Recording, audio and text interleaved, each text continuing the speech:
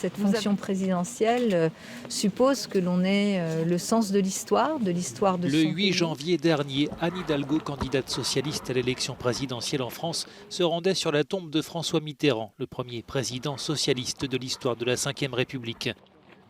Derrière ce recueillement, traditionnel et symbolique, l'espoir pour Anne Hidalgo de relancer une campagne qui peine à séduire les électeurs.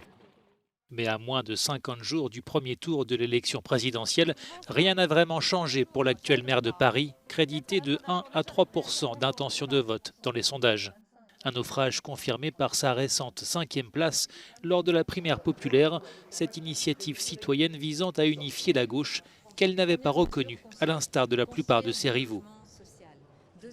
Côté programme, Anne Hidalgo mise avant tout sur le social, l'écologie et la démocratie. Elle se présente comme l'alternative face au libéralisme d'Emmanuel Macron et l'extrême droite. D'abord, je me décris vraiment comme une candidate de gauche, social-démocrate, écologiste.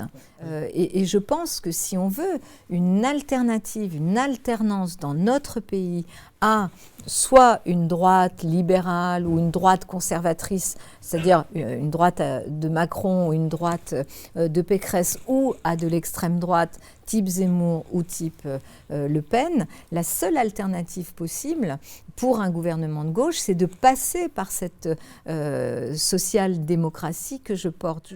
Anne Hidalgo espère faire taire les sondages qui se sont souvent trompés ces dernières années.